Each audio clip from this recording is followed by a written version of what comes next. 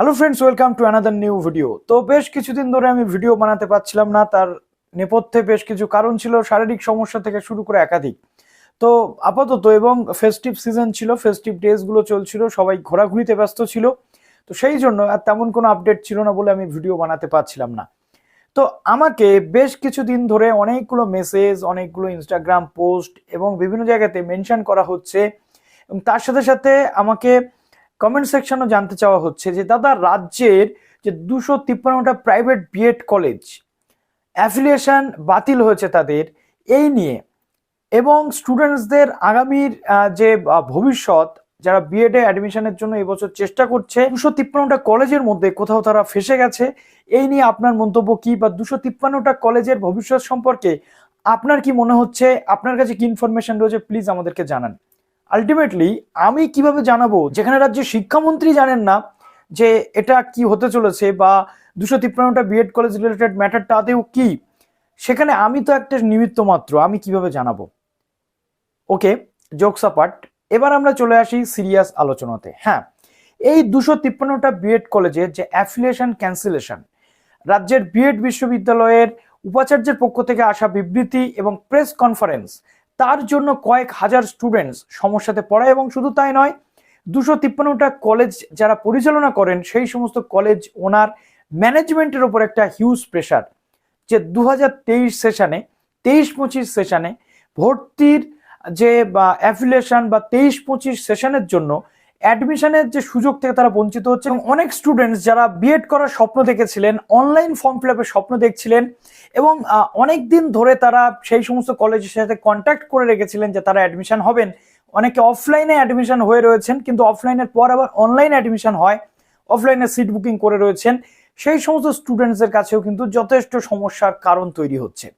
তার কারণটা হচ্ছে একটাই, যে এপ্রিল মাস থেকে রাজ্যের বিএড বিশ্ববিদ্যালয়ের পক্ষ থেকে বলা হচ্ছিল যে অ্যাফিলিয়েশনের জন্য, রিনিউয়ালের জন্য যা যা প্রসিডিওর সেটা কমপ্লিট করতে। বাট এই যে 253টা কলেজ, অ্যাজ পার আমাদের বিএড বিশ্ববিদ্যালয়ের উপাচার্য ম্যাডামের বক্তব্য অনুযায়ী, যে এই সমস্ত কলেজগুলোতে বিএড চালানোর জন্য যে ইনফ্রাস্ট্রাকচার বা যে যে বিষয়গুলো থাকা প্রয়োজন ছিল, সেগুলোতে তারা ল্যাক করছিল, এবং সেগুলো কমপ্লিট করে তাদেরকে বারবার বলা হচ্ছিল রিনিউয়ালের জন্য অ্যাপ্লাই করতে।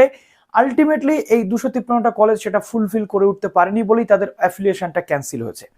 এবার প্রশ্ন হচ্ছে যে এই 253টা কলেজ ক্যান্সেল হলো, বাট এই কলেজগুলো থেকে যারা ডিগ্রি কমপ্লিট করেছে বা অনগোয়িং যারা 22-23 ব্যাচ রয়েছে, তাদের উপর কোনো এফেক্ট পড়বে কিনা, বা 2023-25 এই কলেজগুলো পুনরায় আর আবেদনের সুযোগ পাবে কি পাবে না, এখন পর্যন্ত যে তথ্য আমাদের কাছে রয়েছে সেটা আমি আপনাদের সঙ্গে ডিসকাস করবো। সুতরাং যারা নতুন আছেন এই চ্যানেলে, অবশ্যই চ্যানেলটিকে সাবস্ক্রাইব করে পাশে থাকা বেল আইকনটি ক্লিক করে দিন, যাতে সমস্ত তথ্যগুলো আপনারা টাইম টু টাইম এখান থেকে পেয়ে যান।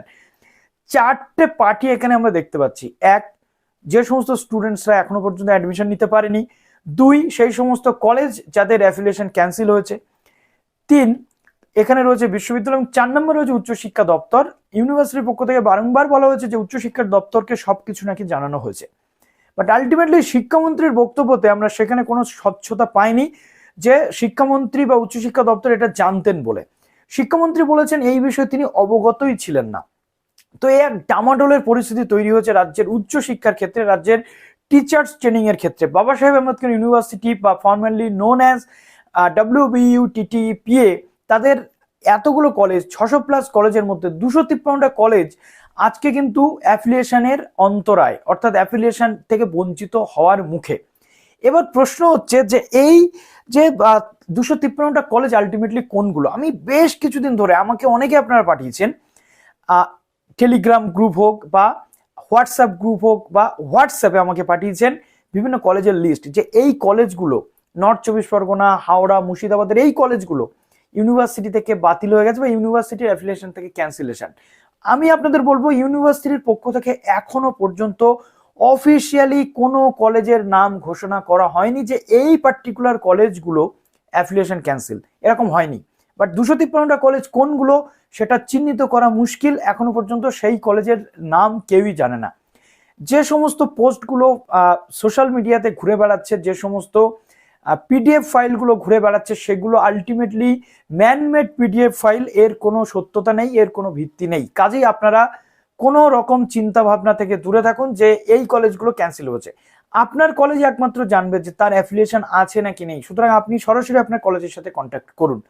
আলটিমেটলি এখনো পর্যন্ত লিস্ট কিন্তু কারোরই আসেনি যে এই কলেজগুলো ক্যান্সেল।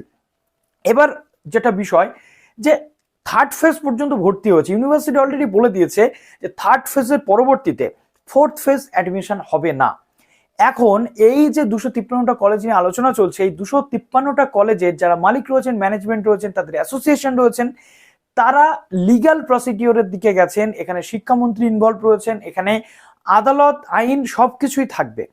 অর্থাৎ ভবিষ্যতে যেটা হতে পারে এটাই হবে আমি বলছি না, যেটা হওয়ার ভীষণভাবে পসিবিলিটিস রয়েছে। এই ভীষণ পসিবিলিটিসটা হচ্ছে এটা যে আইনি মারফত যদি স্টুডেন্টস বেনিফিট অফ ডাউট, অর্থাৎ স্টুডেন্টসদের সিম্প্যাথিক্যাল ব্যাকগ্রাউন্ডে দেখা যায় যে এতগুলো স্টুডেন্টসের জীবনের একটা বড় সমস্যা তৈরি হচ্ছে, তাদের 1 বছর নষ্ট হতে চলেছে, সেই পার্সপেক্টিভের উপর ভিত্তি করে বেনিফিট অফ ডাউট যদি দেওয়া হয় তাহলে এই কলেজগুলোকে আর একবার চান্স দেওয়া হবে। হয়তো বা 1 বছর বা 6 মাসের একটা সুযোগ তাদেরকে দেওয়া হতে পারে, যের মধ্যে আপনারা পুরো ক্রাইটেরিয়া ফুলফিল করুন, সেটা হলেও হতে পারে। বাট সেটা সম্পূর্ণটা যদি হয় সেটা লিগ্যাল প্রসেস বা আইনি পদক্ষেপের মাধ্যমেই হবে, এবং সেই পদক্ষেপের দিকেই কিন্তু এই কলেজগুলো এখন রয়েছে। সুতরাং কোনো কিছুই অসম্ভব নয়। সুতরাং দুশ্চিন্তা থেকে আপনাদেরকে দূরে থাকতে হবে, এটা একটা ব্যাপার। দ্বিতীয়ত, কারা এখন চিন্তামুক্ত?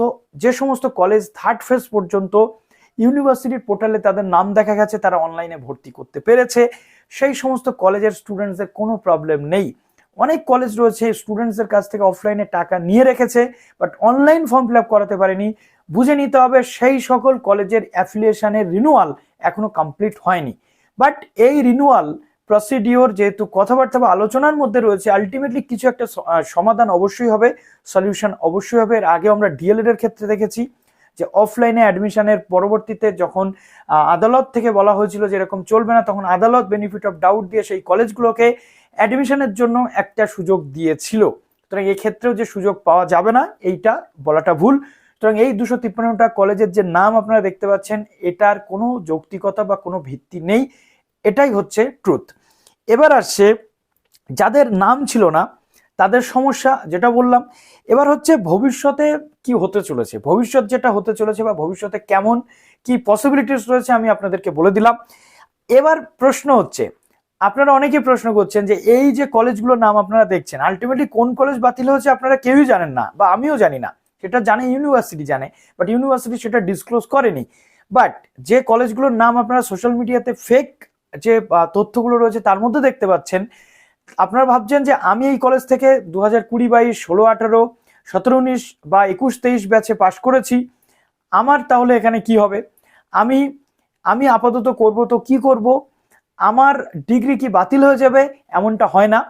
যদি কোনো কলেজ বা ইউনিভার্সিটি তার অ্যাফিলিয়েশন ক্যান্সেল হয়ে যায়, সেটা একেবারে বলতে গেলে কারেন্ট সেশনে হয়, অর্থাৎ 23-25 সেশন থেকে স্টুডেন্টসরা ভর্তি হওয়া বন্ধ হতে পারে সেখানে।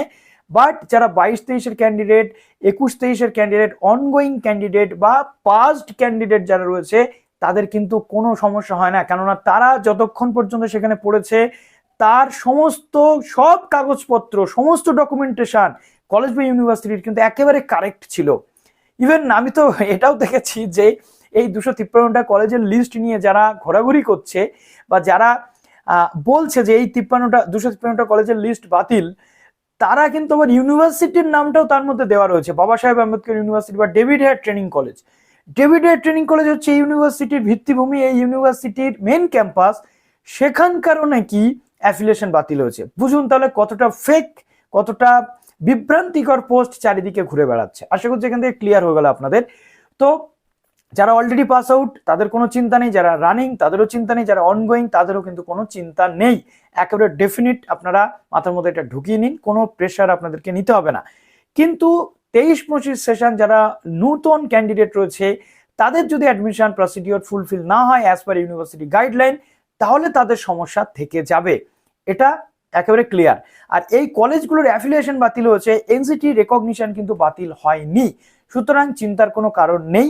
আপনারা নিশ্চিন্তভাবে যেমন যেমন নিজের নিজের জায়গাতে রয়েছেন, পড়াশোনা করছেন, তেমনি আপনারা করতে থাকুন। তো চলুন ভিডিওটা এখানে শেষ করলাম।